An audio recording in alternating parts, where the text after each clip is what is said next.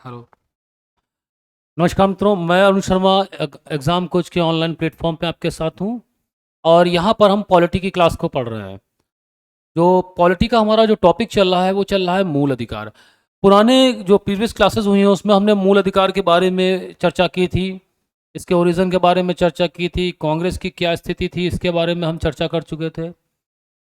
मूल अधिकार संविधान में किस भाग में है, कहाँ से कहाँ तक इनके आर्टिकल हैं, कितने मूल अधिकार हैं, इन सब के बारे में हमने अपनी पिछली एक क्लास में चर्चा की जा चुकी है। अब देखिए, हमने पहला मूल अधिकार उठाया था समानता का अधिकार, राइट टू इक्वलिटी। 14 से लेके आर्टिकल अनुच्छेद 14 से लेकर अनुच्छेद 18 तक की ये है। इसमें हमने पहला अनुच्छेद 14 के बारे में चर्चा की थी, विधि के समक्ष समानता और विधि का समान संरक्षण। इसके बारे में हम चर्चा कर चुके थे। अब इसी क्रम में हम आगे बढ़ते हैं और आगे उन जो बचे हुए हमारे मूल अधिकार हैं उस पर हम चर्चा करते हैं।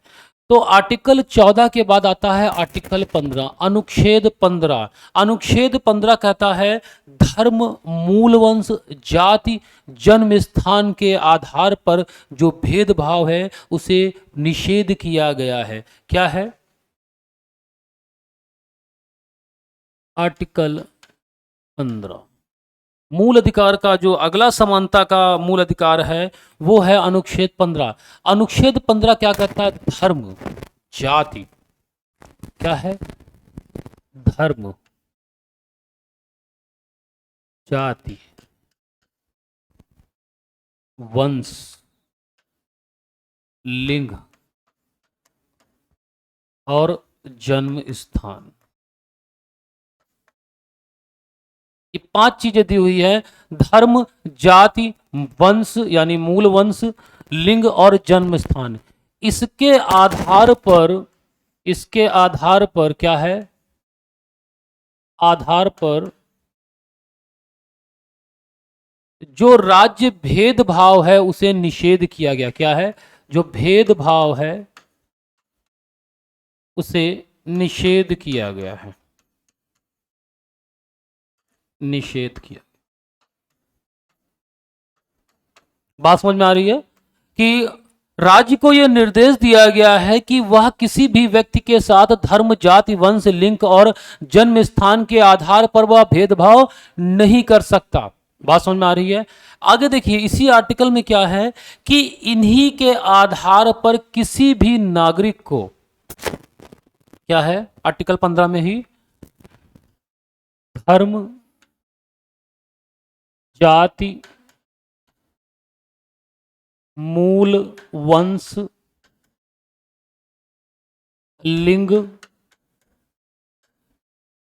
जन्म स्थान के आधार पर किसी व्यक्ति को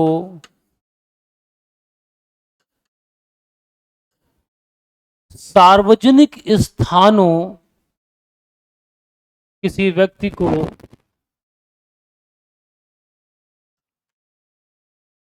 सार्वजनिक स्थानों, देखिए यहां पर जो सार्वजनिक स्थान हैं जिसमें भोजन, होटल, दुकान आदि हैं, उन पर किसी स्थान के आधार पर भेदभाव जो है वो निषेध है। यानी के आधार पर सार्वजनिक स्थानों पर प्रवेश दिए जाने से नहीं रोका जा सकता, नहीं रोका जा सकता। बात समझ में आई कि आर्टिकल 15 संरक्षण देता है व्यक्तियों को धर्म, जाति, लिंग, वंश और मूल जन्म स्थान के आधार पर उनके साथ किसी भी प्रकार का भेदभाव नहीं कर सकते। ना तो इस आधार पर आप उन्हें दुकानों, होटलों, सार्वजनिक स्थानों पर प्रवेश के लिए रोक सकते हैं। बात समझ, जैसे देखिए ब्रिटिश एरा में मूल वंश के आधार पर, जाति के आधार पर, वंश के आधार पर सार्वजनिक स्थानों के उपयोग को रोका जाता था। तो जब भारतीय संविधान बना उसमें यह मूल अधिकार बना दिया गया कि इस आधार पर आप क्या कर सकते हैं, उनके मध्य क्या कर सकते हैं, आप किसी भी प्रकार का भेदभाव नहीं कर सकते। अब देखिए आर्टिकल 15 का क्लॉज 3, ये क्लॉज 2 था, क्लॉज 3 कहता है कि महिलाओं और बच्चों के उत्थान के लिए जो विशेष प्रावधान बनेंगे वह समानता के अधिकार का उल्लंघन नहीं करते हैं, वह समानता के अधिकार का उल्लंघन नहीं करते हैं। क्या है अगला? बच्चों और महिलाओं बच्चों और महिलाओं के उत्थान के लिए बनाए गए विशेष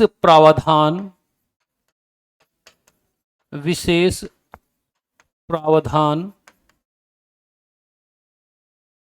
समानता के मूल अधिकार समानता के अधिकार का उल्लंघन नहीं करते।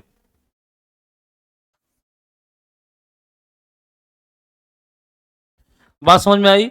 देखिए अगर राज्य बच्चों और महिलाओं के उत्थान के लिए, उनके सामाजिक उत्थान के लिए कोई प्रावधान बनाता है जिसमें कोई स्थान पर प्रवेश वर्जित है या कोई स्थान का सार्वजनिक उपयोग वर्जित है, इन दोनों को छोड़कर, तो उसे समानता के अधिकार का उल्लंघन नहीं माना जाएगा। ये आर्टिकल 15 क्लॉज 3 कहता है, आर्टिकल 15 क्लॉज 3 कहता है। अब देखिए सरकार क्या कर सकती है, अगला देखिए, अनुसूचित जाति और अनुसूचित जनजाति के लिए के उत्थान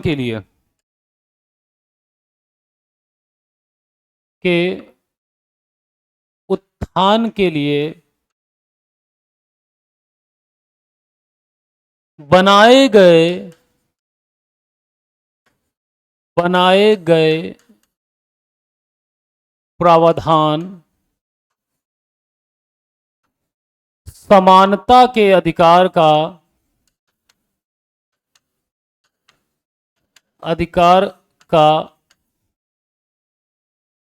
उल्लंघन नहीं करते। बात समझ में आई? कहने का मतलब यह है अनुच्छेद 15 इस बात को सुनिश्चित करता है कि कोई भी राज्य कोई ऐसा कानून नहीं बनाएगा जिसमें धर्म, जाति, लिंग, जन्म स्थान, मूल वंश के आधार पर भेदभाव किया जाए, परंतु बच्चों, महिलाओं, अनुसूचित जाति, अनुसूचित जनजाति के विकास और उत्थान के लिए ऐसा कोई कानून बनता है तो उसे समानता के अधिकार का उल्लंघन नहीं माना जाएगा। बताइए यहां तक की कोई समस्या? यह है आर्टिकल 15 क्लॉज 4 का, यह है आर्टिकल 15 क्लॉज 4 का कि राज्य सामाजिक उत्थान के लिए अनुसूचित जाति व जनजाति के लिए कोई विशेष प्रावधान कर सकता है। बात समझ में आई? बोलिए 15 समझ में आया? आर्टिकल 15 आगे बढ़ा जाए। अब देखिए समानता के अधिकार में अगला जो हमारा है वो है अनुच्छेद 16, आर्टिकल 16। उस अधिकार का नाम है लोक नियोजन के विषयों के अवसर पर समानता। क्या है? लोक नियोजन के विषय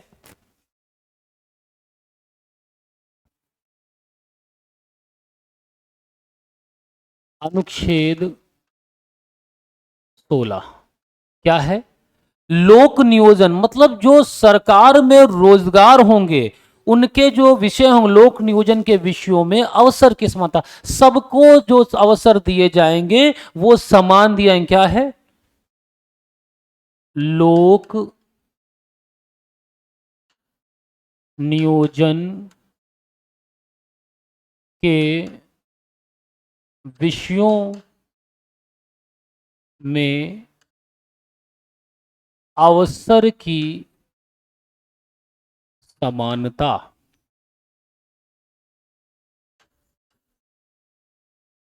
अवसर की समानता, बात समझ में आई? कहने का मतलब यह है कि सभी नागरिकों को राज्य के अधीन नियुक्ति में एवं रोजगार में अवसर की समानता होगी। कहने का मतलब है नागरिकों को सभी नागरिकों को राज्य के अधीन, मतलब राज्य में जो होंगे उनके अधीन, राज्य के अधीन, राज्य के अधीन नियुक्ति एवं अवसर में समानता होगी, कोई भेदभाव नहीं होगा, समानता होगी। बात समझ में आ रही है कि जो राज्य है यदि वह कोई रोजगार का अवसर सृजन करता है तो उसमें सभी प्रकार के नागरिकों को क्या मिलेगी? समानता मिलेगी। अब देखिए इसमें आप भेदभाव नहीं कर सकते, तो 15 क्या कहता है? धर्म, जाति, लिंग, मूल वंश और जन्म स्थान के आधार पे। तो उसी में यहां पर क्या है, उसी चीज को आगे यहां पे 16 में भी जोड़ा गया है। क्या कहा गया है कि जन्म राज्य जन्म स्थान, मूल वंश, इसी में कहा गया है कि जो राज्य है, राज्य भेदभाव नहीं करेगा। करेगा किसमें? अवसर में, अवसर में। और आधार क्या है? देखिए किस आधार पे नहीं कर सकता? धर्म, जाति, लिंग, मूल वंश, धर्म, जाति, लिंग, मूल वंश, जन्म स्थान। ये तो पुराने 15 वाले हैं जो आर्टिकल 15 में लिखा गया है। दो चीजें और जोड़ दी गई, उद्भव और अगला जोड़ा गया निवास। कि जो राज्य है वो इन 5 के आधार पर किसी व्यक्ति के साथ अवसर में समानता, अवसर में भेदभाव नहीं कर सकता। अवसर में क्या कर सकता? भेदभाव नहीं कर सकता। बात समझ में आई? तो आर्टिकल 16 ये कह रहा है कि राज्य द्वारा सृजित कोई भी नियुक्ति या अवसर में सभी नागरिकों को समान अवसर प्राप्त होंगे। राज्य, धर्म, जाति, लिंग, वंश, मूल अधिकार, जन्म स्थान, उद्भव और निवास के आधार पर किसी के साथ भेदभाव नहीं कर सकता। तो क्लियर हुआ? 15 कहता है, 16 क्या कहता है? दोनों चीजें क्लियर हुई। ये मूल अधिकार है। क्या है ये? आर्टिकल 16 मूल अधिकार है। इसके लिए समझ में आई बात को? अब देखिए अगला है आर्टिकल 17, अनुच्छेद 17। अनुच्छेद 17 एग्जाम में बहुत बार पूछा जाता है। अनुच्छेद 17 क्या कहता है? अस्पष्टता का अंत। क्या है? अस्पष्टता का अंत। अस्पष्टता का अंत मतलब क्या है? बोलिए। छुआछूत। देखिए आर्टिकल 16 सॉरी 17, अनुच्छेद 17 क्या कहता है? अस्पृश्यता का अंत। देखिए, अस्पृश्यता मतलब छुआछूत को परिभाषित नहीं किया गया है कि किस प्रकार की अस्पृश्यता, लेकिन यहां पर साफ साफ लिखा है कि आर्टिकल 17 अस्पृश्यता के अंत को, अस्पृश्यता को निषेध करता है, पूर्णता निषेध करता है। और इस आधार पर क्या कहता है, देखिए, सभी प्रकार की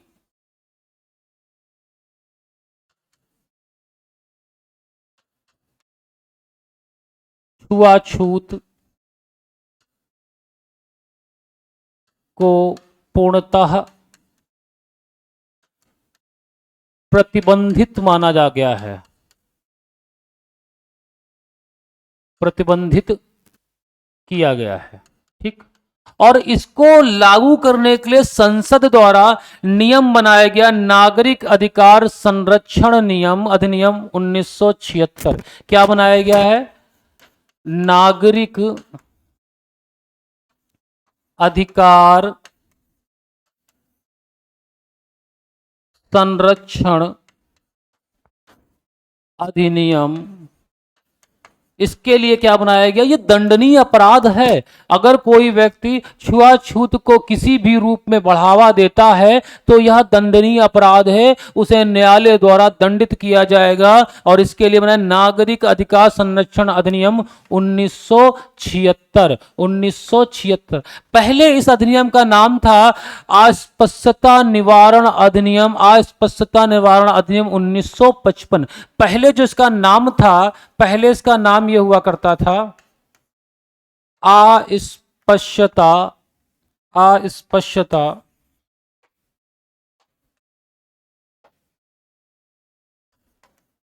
अस्पृश्यता निवारण अधिनियम, अस्पृश्यता निवारण अधिनियम 1955।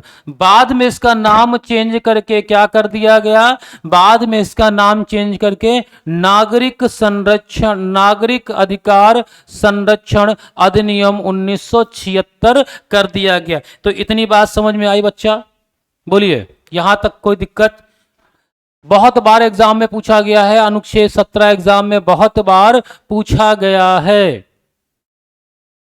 बोलिए। चलिए अब आगे बढ़ते हैं। देखिए, समानता का अधिकार है ये, तो अनुच्छेद 18 क्या कहता है? उपाधियों का अंत, उपाधियों का अंत। जो उपाधियां दी जाती हैं उन उपाधियों का अंत किया। देखिए, ब्रिटिश एरा में उपाधियां दी जाती थी, जो नाम के आगे लगती हैं, टाइटल्स लगते हैं, उन्हें उपाधियां कहते हैं। तो उपाधियां थी, तो जब संविधान बना तो उसमें मूल अधिकार में यह रखा गया कि सभी प्रकार की उपाधियां जब मिलती हैं तो कुछ विशेषा अधिकार भी मिल जाते थे पहले। तो उस क्या क्या गया? समानता के सभी समान हैं, तो इसके लिए क्या किया गया? उपाधियों का अंत का आर्टिकल जोड़ा गया कि हम सभी प्रकार की उपाधियों का अंत करते हैं, किंतु दो प्रकार की उपाधियां। क्या दो उपाधियां? सैन्य एवं शैक्षिक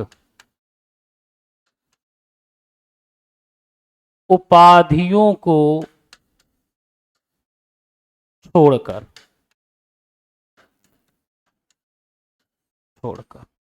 ठीक। दो उपाधियां हैं, सैन्य यानी सेना द्वारा जो उपाधि दी जाती है, और जो शैक्षिक संस्थानों द्वारा उपाधि दी जाती है। उन उपाधियों को छोड़कर समस्त सभी प्रकार की उपाधियों का क्या हो जाएगा? अंत हो जाएगा। अब देखिए, इसमें आगे है कोई भी नागरिक, आगे देखिए, कोई भी नागरिक विदेशी उपाधि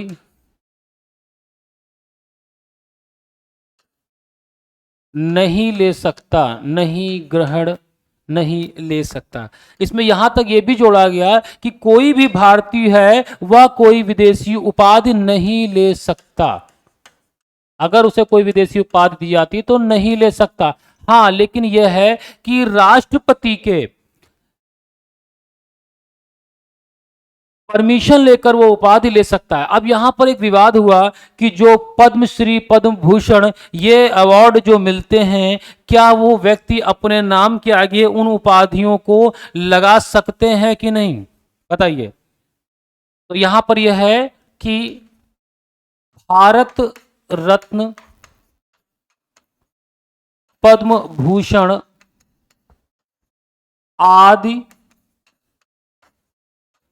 पुरस्कारों की उपाधि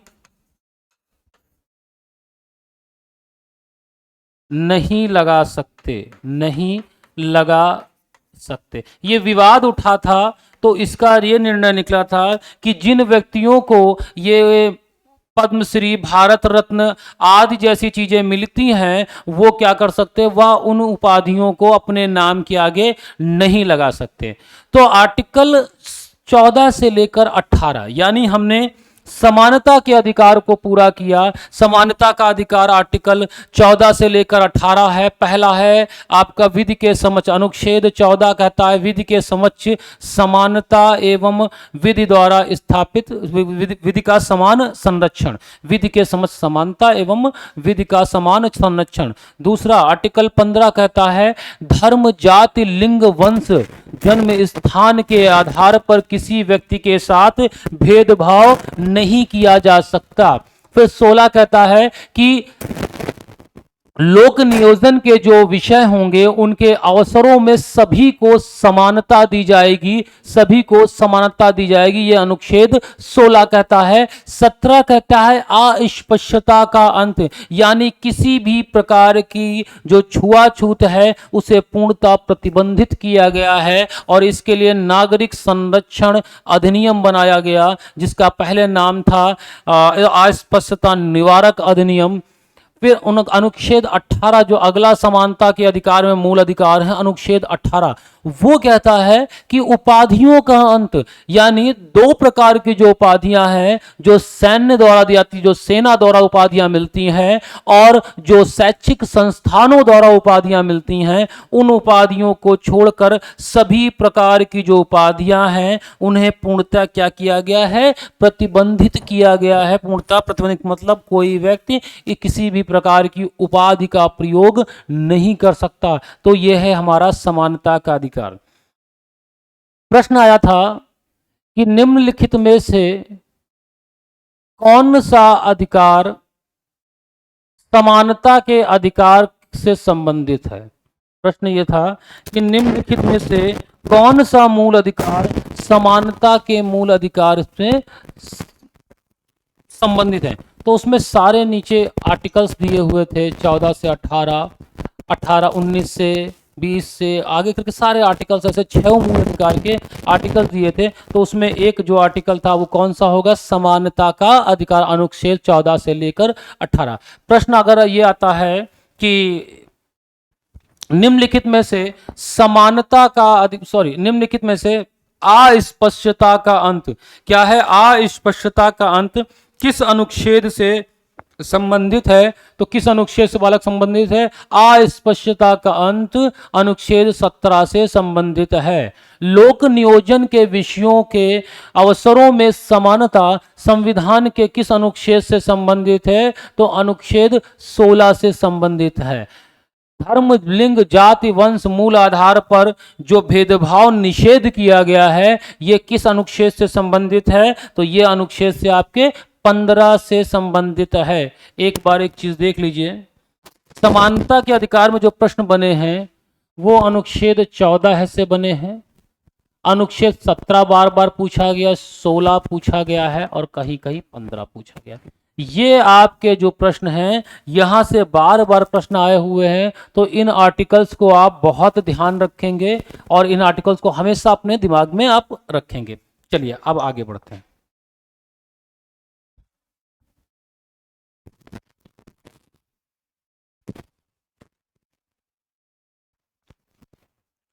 आगे है जो अगला हमारा मूल अधिकार है वो है स्वतंत्रता का अधिकार। क्या है? स्वतंत्रता का अधिकार। और वो हमारा 19 से लेकर 22 तक है। क्या है? स्वतंत्रता का अधिकार।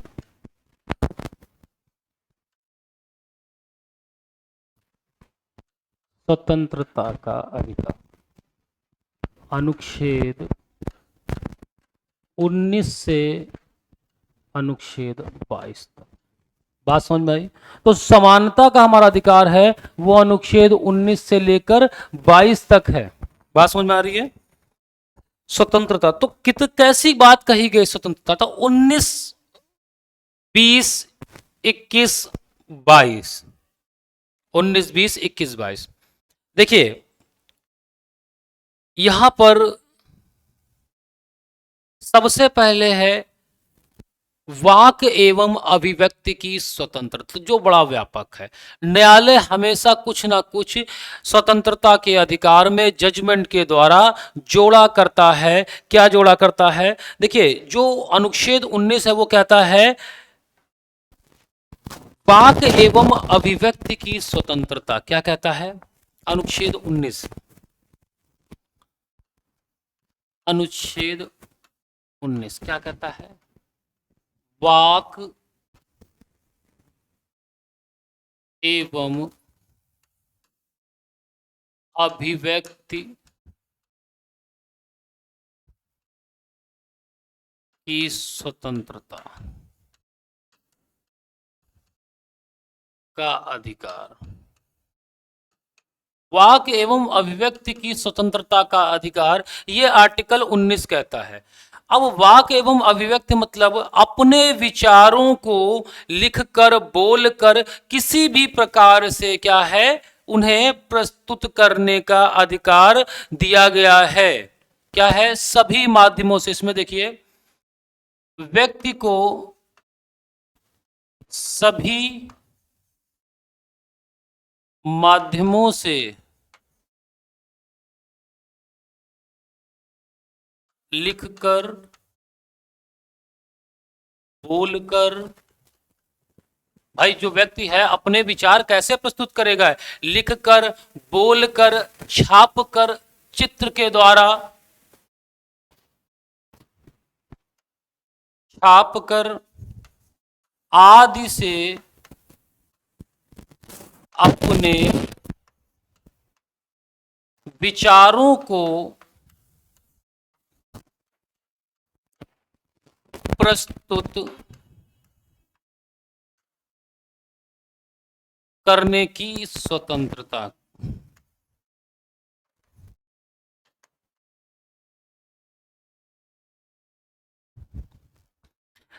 तो आर्टिकल 19 में जो 6 चीजें दी गई उसी में से एक ये है कि व्यक्ति को अपने बोलने का और अपने विचारों को यानी अभिव्यक्ति को व्यक्त करने के लिए किसी भी माध्यम से वो अपने विचारों को व्यक्त कर सकता है, उसे स्वतंत्रता दी गई है। अब देखिए इसी में कुछ चीजें समय समय पर ऐड करती रही हैं, यानी वाक एवं अभिव्यक्ति की स्वतंत्रता आर्टिकल 19 1A। इसमें क्या क्या आता है? शांति का अधिकार, प्रेस की स्वतंत्रता का अधिकार, जो प्रेस की स्वतंत्रता है, प्रेस की स्वतंत्रता, जो प्रिंटिंग मीडिया है, जो प्रिंटिंग मीडिया जो न्यूज़पेपर प्रिंट करती है उसकी स्वतंत्रता का अधिकार भी इसमें आता है। किसमें आता है? आर्टिकल 19 1A यानी वाक एवं अभिव्यक्ति की स्वतंत्रता। किसी भी व्यक्ति को वाक और अन्य अधिकारों का की स्वतंत्रता मिली है। वह व्यक्ति बोलने से, लिखने से, छापने से, ड्राइंग से या किसी भी माध्यम से अपने विचारों को व्यक्त करने के लिए स्वतंत्र है। इतनी बात समझ में आई? अब देखिए इसी का आगे है, अब सरकार इस पे प्रतिबंध कैसे लगाती है? तो आर्टिकल 19A पे जो प्रतिबंध है वो किस माध्यम से लगते हैं? कुछ माध्यम है। क्या माध्यम है? देखिए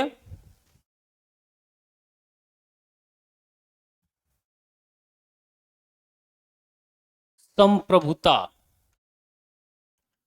भारत की संप्रभुता और अखंडता, संप्रभुता और अखंडता, बात समझ में आ रही है? संप्रभुता, अखंडता, राज्य की सुरक्षा, विदेशी राज्य के साथ संबंध, राज्य की सुरक्षा, विदेशी राज्य के साथ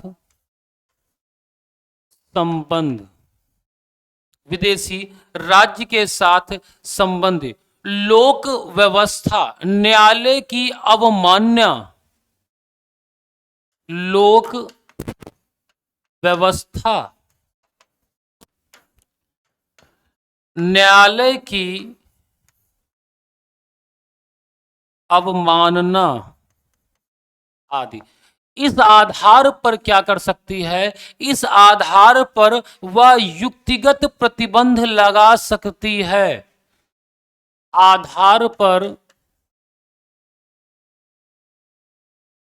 19(1)(a) पर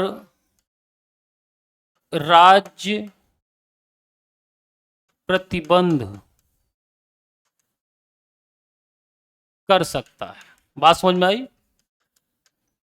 इस आधार पे कि देश की संप्रभुता और अखंडता खतरे में है, किसी विदेशी राज्य जो हमारा मित्र है उसके साथ संबंधों पर प्रभाव पड़ सकता है, राज्य की सुरक्षा को खतरा हो सकता है, किसी लोक व्यवस्था को उस व्यक्ति या उसके प्रचार से दिक्कत हो सकती है, कानून, लॉ एंड ऑर्डर बिगड़ सकता है, न्यायालय की अवमानना हो सकती है। तो इस आधार पर हम वाक एवं व्यक्ति की स्वतंत्रता को क्या कर सकते हैं? बाधित कर सकते हैं। इतना बात हुई समझ में? अब देखिए इसी में क्या है, 19(1)(b) क्या कहता? 19(1)(b) क्या कहता? देखिए अनुच्छेद 19(1)(b) क्या कहता है? शांतिपूर्ण और बिना शस्त्र के सम्मेलन या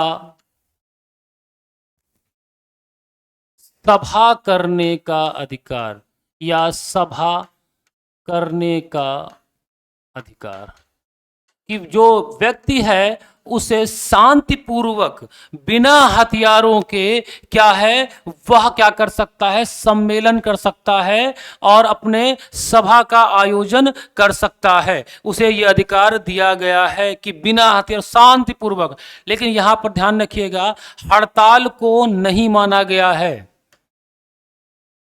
हड़ताल को नहीं कर सकता इस अधिकार के अंतर्गत।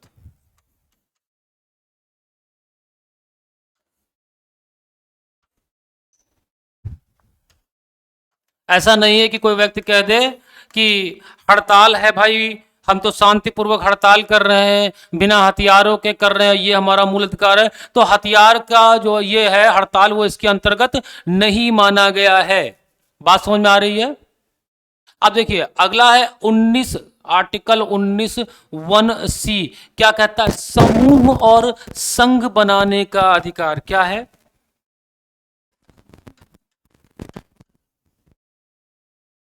क्या है? समूह एवं संघ बनाने का अधिकार।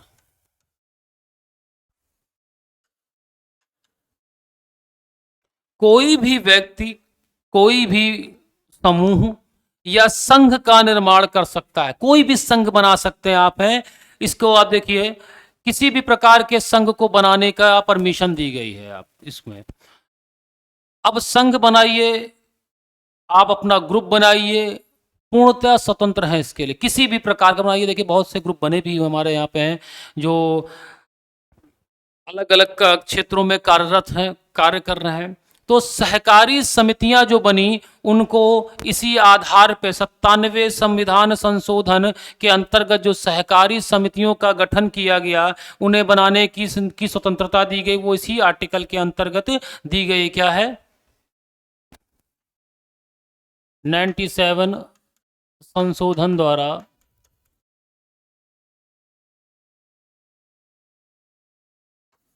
सहकारी समितियों का निर्माण। बात समझ में आई? तो अभी ये आर्टिकल 19 ही चल रहा है, हमारा अनुच्छेद 19 ही चल रहा है। अब देखिए अगला क्या है, संपूर्ण भारत में विचरण करने का, घूमने का अधिकार। किसी व्यक्ति को आप पूरे भारतवर्ष में कहीं भी घूमने के लिए रोक नहीं सकते, लेकिन यहां पर कुछ प्रतिबंध लगाए जा सकते हैं। जैसे कुछ एरिया है जहां जाना मना है, रिस्ट्रिक्टेड एरिया है, या फिर सेना क्या मिलिट्री का कोई इंस्टॉलेशन है, तो वहां पर आप नहीं जा सकते। तो अगला क्या है, अगला है संपूर्ण भारत में विचरण या घूमने का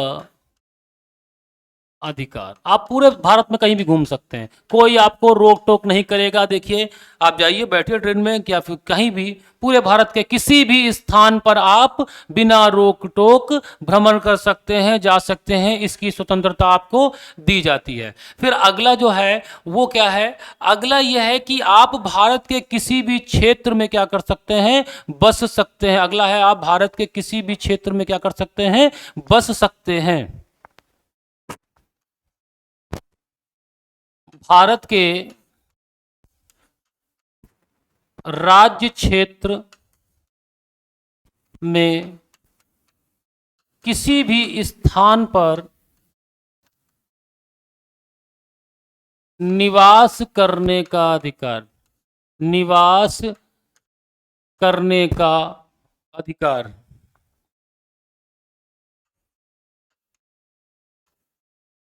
अब भारत के किसी भी क्षेत्र में क्या कर सकते हैं, निवास कर सकते हैं, आपको यह अधिकार दिया जाता है। और अगला यह है कि अपनी जीविका को चलाने के लिए, जीविका के लिए रोजगार एवं व्यापार करने का अधिकार। क्या है? जीविका, व्यापार एवं रोजगार करने का अधिकार। तो अनुच्छेद 19 जो है, जो स्वतंत्रता का अधिकार का पहला है, वाक एवं अन्य अधिकारों का संरक्षण, वाक एवं अन्य अधिकारों का संरक्षण, जिसमें पहला 19(1)(a) है कि वाक एवं अभिव्यक्ति की स्वतंत्रता। दूसरा उसमें क्या है, शांतिपूर्वक शस्त्र के बिना सम्मेलन या सभा करने की स्वतंत्रता। तीसरा क्या है यहां पर आपका, तीसरा है संघ बनाने की स्वतंत्रता। चौथा है संपूर्ण भारतीय क्षेत्र में विचरण या भ्रमण करने की स्वतंत्रता। अगला है पूरे भारतीय क्षेत्र में कहीं भी निवास करने की स्वतंत्रता। अगला है कि आप अपनी जीविका को चलाने के लिए कोई भी रोजगार या व्यापार करने के लिए स्वतंत्र है। यह था आपका आर्टिकल 19। एग्जाम में कई बार प्रश्न आते हैं, प्रश्न पूछा जाता है आपसे कि संघ बनाने की स्वतंत्रता, संघ बनाने की स्वतंत्रता किस अनुच्छेद से संबंधित है। बात समझ में आ रही है? लेकिन यहां पर एक चीज आप याद रखिएगा, सरकार युक्तिगत प्रतिबंध लगा सकती है कि कोई ऐसा, ये मूल अधिकार किसी भी प्रकार के लोक के हित में नहीं है, राज्य के हित में नहीं है, न्यायालय के हित में नहीं है, तो उस पर क्या कर सकती है, प्रतिबंध, युक्तिगत प्रतिबंध लगा सकती है। मतलब उसका एक सॉलिड रीजन होना चाहिए, तभी वो उस पर प्रतिबंध लगा सकती है। तो ये था हमारा आर्टिकल 19। अब देखिए आर्टिकल 19 के बाद हम चलते हैं आर्टिकल 20। आर्टिकल 20 कहता है अपराधों के लिए है। क्या कहता है? अपराधों के लिए दोष सिद्धि के संबंध में संरक्षण। क्या कहता है? अपराधों के लिए दोष सिद्धि के संबंध में संरक्षण।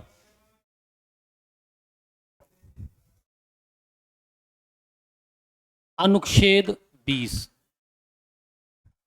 अनुच्छेद 20 ये आपको, अब ये व्यक्ति को अपराधों के लिए है। क्या है? अपराधों के लिए दोष सिद्धि के संबंध में संरक्षण। अपराधों के लिए दोष सिद्धि के संबंध में संरक्षण। अब देखो, अपराधों के लिए दोष सिद्धि के संबंध में संरक्षण की बात, पहली बात यह है कि किसी व्यक्ति को दंडित करना है तो दंडित केवल करने की एक ही कंडीशन है कि उसने राज्य विधि के अंतर्गत कोई अपराध किया हो। क्या है? व्यक्ति को केवल राज्य विधि के अंतर्गत किए गए अपराधों के लिए, किए गए अपराधों के लिए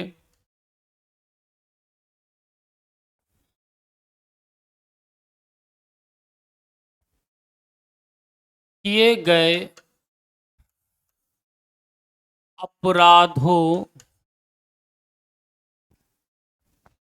के लिए दंडित किया जा सकता है। बात समझ में आई? कि किसी व्यक्ति को, अगर कोई उस व्यक्ति द्वारा कोई राज्य के अंदर जो विधि मौजूद है उसका अगर उसने उल्लंघन किया है तो उसे दंडित करोगे, अन्यथा कोई ऐसा रीजन नहीं है। मान लीजिए उसने कोई ऐसा अपराध कर दिया, उस समय कोई उस अपराध के लिए कोई विधि नहीं, तो उसे आप दंडित कहां करोगे? तो केवल एक ही कंडीशन है कि उसे दंडित तभी करोगे जब उसके द्वारा राज्य के द्वारा बनाई गई विधियों का उल्लंघन किया जाएगा। बात समझ में आ रही है? अब देखिए 20(1) क्या कहता है? भूत लक्ष्य विधियों से संरक्षण। बात समझ में आ रही है? कि कोई व्यक्ति है, कोई व्यक्ति है, वो उन्हीं विधियों के अंतर्गत व्यक्ति को केवल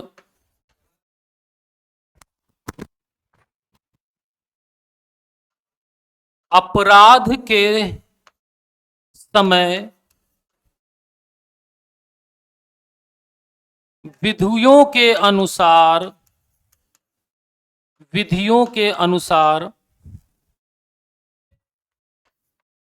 अनुसार दंडित किया जा सकता है।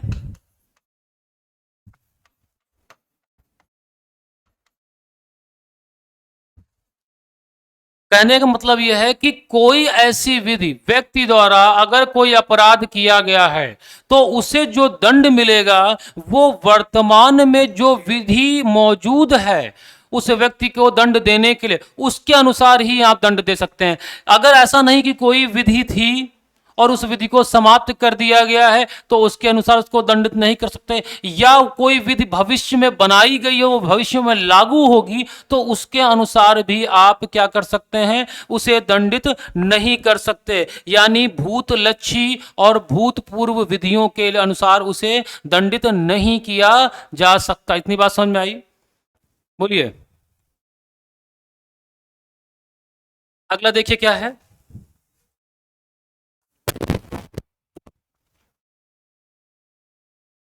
किसी व्यक्ति को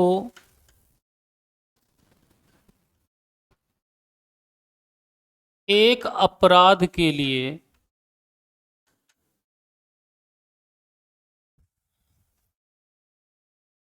एक अपराध के लिए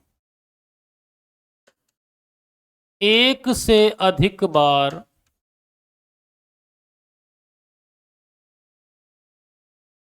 एक से अधिक बार दंडित नहीं कर सकते। अगर किसी व्यक्ति ने कोई अपराध कर किया है तो उसे एक अपराध के लिए एक ही बार दंडित किया जा सकता है, बार बार नहीं कर सकते उसको, एक ही अपराध के लिए। अब आगे देखिए क्या है कि व्यक्ति को अपने के विरुद्ध गवाही देने के लिए आप उसे फोर्स नहीं कर सकते। क्या है? व्यक्ति को अपने विरुद्ध गवाही देने के लिए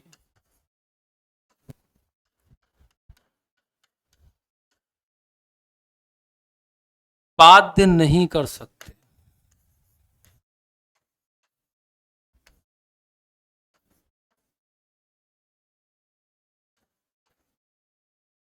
बात समझ में आई? किसी व्यक्ति को अपने ही विरुद्ध गवाही देने के लिए बाध्य नहीं किया जा सकता। तो ये था आर्टिकल 20। क्या है? अपराधों के लिए दोष सिद्धि के संबंध में संरक्षण। अब देखिए यहाँ पर एक चीज ये भी है कि दो तरह के गिरफ्तारी होती है, एक दंडिक गिरफ्तारी, एक निवारक गिरफ्तारी। दंडिक गिरफ्तारी का मतलब यह है कि किसी व्यक्ति को आपने क्या कर लिया, उसे गिरफ्तार कर लिया अपराध के लिए, और आगे है एक निवारक। तो ये हम आगे के आर्टिकल्स में हमारा जब हम दो पढ़ेंगे, 20 के बाद हम 21 के बाद 22 पढ़ेंगे, तो उसमें यह है कि कुछ दशाओं में गिरफ्तारियों व के विरुद्ध में संरक्षण दिया गया। तो इसके बारे में हम पढ़ते हैं आगे। लेकिन अभी यहाँ पर यह था कि जो व्यक्ति दंड करेगा और दंड के बाद जो वर्तमान में विधि है उस दंड के लिए, उसके अनुसार आप इसको दंडित करिए। कोई ऐसी विधि जो वर्तमान में मौजूद नहीं, उसके लिए दंडित नहीं कर सकते। उसको अपने ही विरुद्ध गवाही देने के लिए आप उसे फोर्स नहीं कर सकते। एक अपराध के लिए एक ही बार आप उसे दंडित करेंगे, बार बार नहीं कर सकते। तो ये था अनुच्छेद 20। अब देखिए अनुच्छेद 21 बहुत व्यापक है और एग्जाम में भी बहुत बार आया है प्रश्न, और समय समय पर उच्चतम न्यायालय द्वारा, माननीय न्यायालय द्वारा इसमें कुछ ना कुछ चीजें ऐड की गई जजमेंट। तो देखिए इसमें क्या क्या है। आर्टिकल 21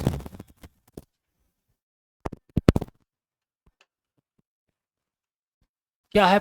प्राण एवं दैहिक स्वतंत्रता। प्राण एवं दैहिक स्वतंत्रता, या इसे कहेंगे जीवन जीने का अधिकार। प्राण एवं दैहिक स्वतंत्रता या जीवन जीने का अधिकार है।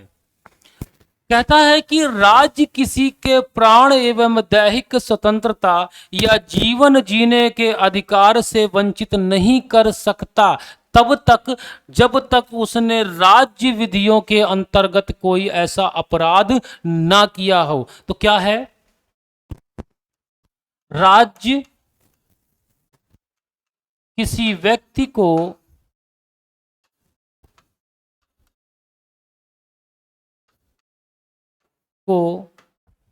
केवल विधि द्वारा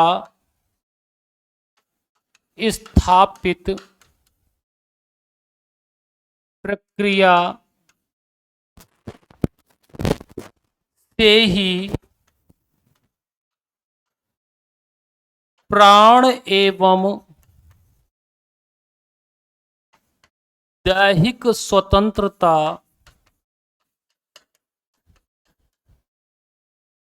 से वंचित कर सकता है, वंचित कर सकता है।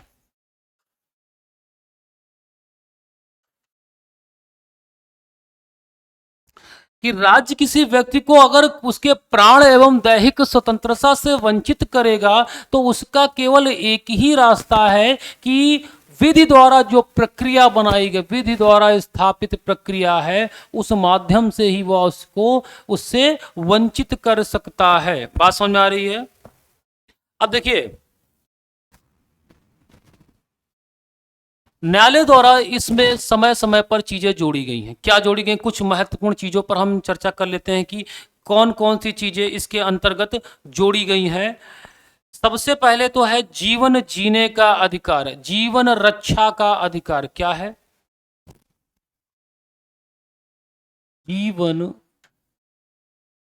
रक्षा का अधिकार या जीवन जीने का अधिकार।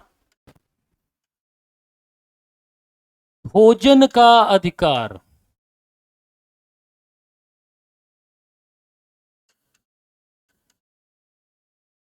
निजता का अधिकार,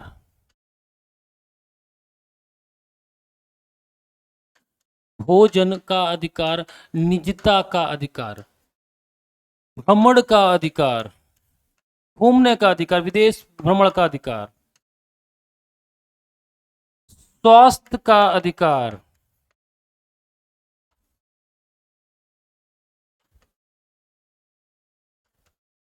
स्वच्छ वातावरण का अधिकार,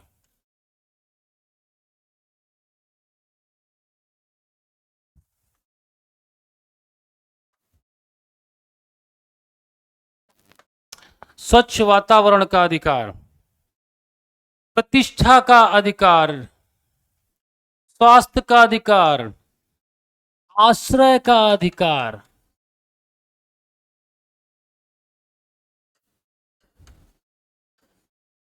प्रतिष्ठा का अधिकार,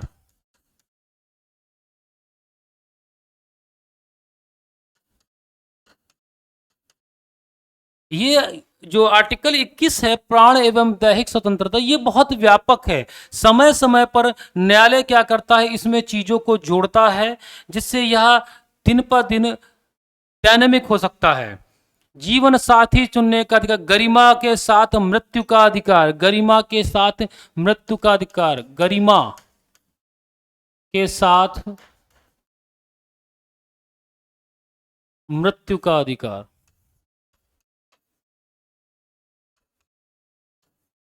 गरिमा के साथ मृत्यु का अधिकार, त्वरित सुनवाई का अधिकार, निशुल्क कानूनी सहायता का अधिकार,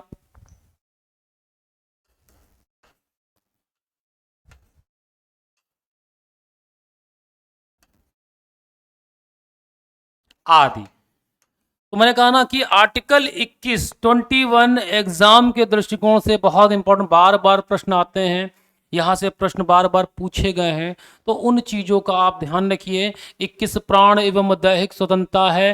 राज्य किसी को उसकी प्राण एवं दैहिक स्वतंत्रता से केवल विधि द्वारा स्थापित प्रक्रिया से ही वंचित कर सकता है। मनपसंद जीवन साथी चुनने का अधिकार, ये सब आपके आर्टिकल 21 के अंतर्गत आते हैं। अब देखिए, शिक्षा का भी अधिकार है इसमें। अब आर्टिकल 45 में एक अधिकार हुआ करता था शिक्षा के अधिकार के रूप में, तो इसे 86 संविधान संशोधन के द्वारा मूल अधिकार बना दिया गया और जोड़ा गया अनुच्छेद 21A के रूप में। क्या जोड़ा गया? अनुच्छेद 21A,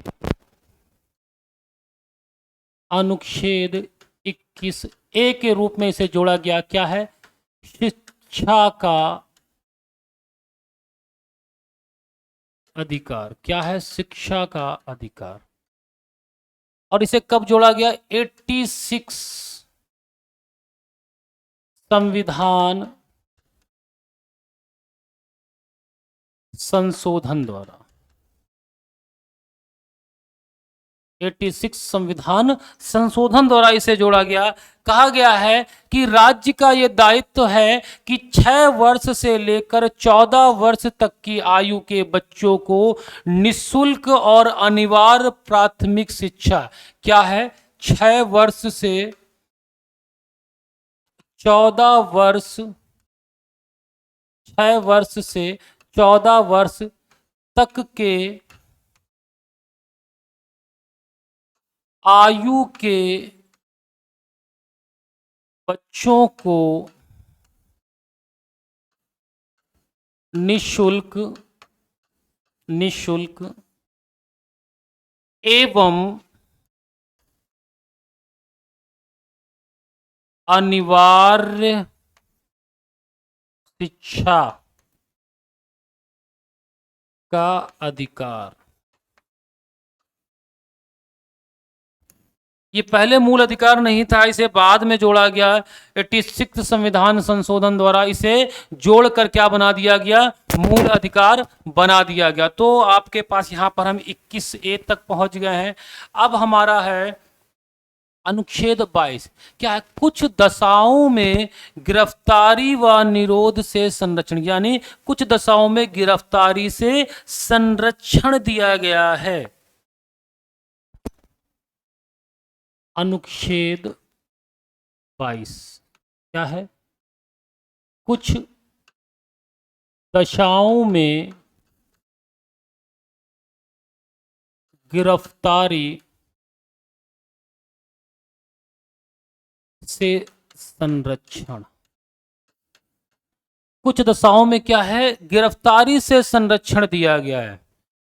देखिए, ये इसलिए बनाया गया कि राज्य मनमाने तौर पर किसी व्यक्ति को गिरफ्तार ना कर सके। राज्य किसी व्यक्ति को मनमाने तौर पर गिरफ्तार ना कर सके, वह केवल किसी इस आधार पर ही करेगा कि उसके द्वारा कोई अपराध किया गया है। क्या है ये, क्या कहता है, राज्य द्वारा मनमानी गिरफ्तारी से संरक्षण देता है।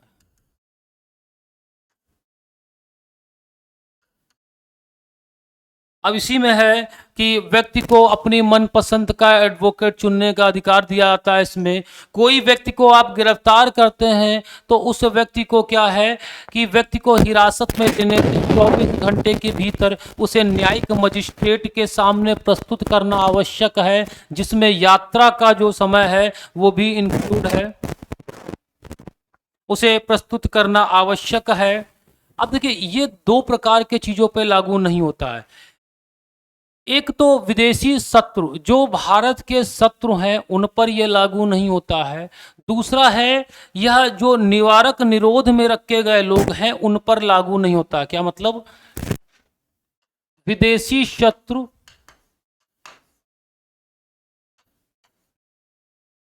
और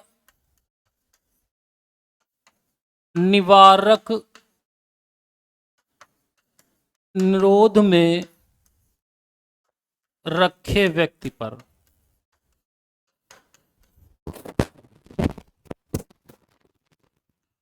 लागू नहीं है। देखिए, विदेशी शत्रु जो मतलब भारत के बाहरी देशों के जो शत्रु हैं भारत के, उन पे लागू नहीं होता। निवारक निरोध का मतलब ये होता है कि एक होता है दंडात्मक गिरफ्तारी, कि किसी व्यक्ति ने कोई दंड किया है, अपराध किया है, उसे गिरफ्तार किया गया है। दूसरा है निवारक, मतलब वो व्यक्ति अपराध करने की कोशिश, मतलब भविष्य में वो अपराध कर सकता है। जैसे आप देखते होंगे कुछ समय के लिए कोई ऐसा त्योहार है या कुछ भी है, तो उसमें कुछ लोगों को सेफ्टी के तौर पर सरकार या राज्य सरकारें क्या करती हैं, कुछ समय के लिए बंद कर देती, गिरफ्तार कर लेती हैं, नज़रबंद कर देती हैं, ताकि ये भविष्य में जो घटनाएं हैं होने की संभावना कम हो जाए। मेरी बात समझ में आ रही है? तो ये है आपकी निवारक निरोध। अब देखिए, निवारक जो निरोध है, गिरफ्तारी, वो आपका 3 महीने तक किसी को बंदी बना सकते हैं। 3 महीने तक किसी को बंदी बना सकते हैं, और संसद अधिनियम बनाकर इसके बारे में कानून संसद बना के इसको आगे की ओर भी बढ़ा सकती है। तो हमारा जो आर्टिकल 22 है यहां तक है। हमने यहां पर समानता का अधिकार, स्वतंत्रता का अधिकार, ये आर्टिकल्स हमारे मूल अधिकारों में पूरे हो गए हैं। अब हमारे पास जो आगे 2 आर्टिकल्स बचते हैं, 23, 24 उन वो, और आगे के जो हमारे 25 से लेकर 28 तक हैं, फिर 32, 29, 30, 32 जो मूल अधिकार हैं, इनको हम अगली क्लास में कंप्लीट करेंगे। प्रश्नों को आप बहुत ध्यान से रखिएगा, देखिएगा कि आर्टिकल 21 में कभी कभी सीधे तौर पे नहीं आता, प्रश्न आ जाता है कि निजता का अधिकार निम्नलिखित में से किस मूल अधिकार में सम्मिलित है। निजता का अधिकार निम्नलिखित में से किस मूल अधिकार में सम्मिलित है। तो इस प्रकार से आप जो प्रश्नों को हैं उन्हें ध्यान रखिएगा। और आर्टिकल्स के रूप में ज़्यादातर प्रश्न बनते हैं कि इस आर्टिकल में क्या है, तो उन आर्टिकल्स को भी आप ध्यान रखिएगा। मिलते हैं अगली क्लास में और इसी को आगे कंटिन्यू करते, जो हमारे बचे हुए मूल अधिकार हैं उन्हें हम अगली क्लास में कंटिन्यू करते हैं। धन्यवाद।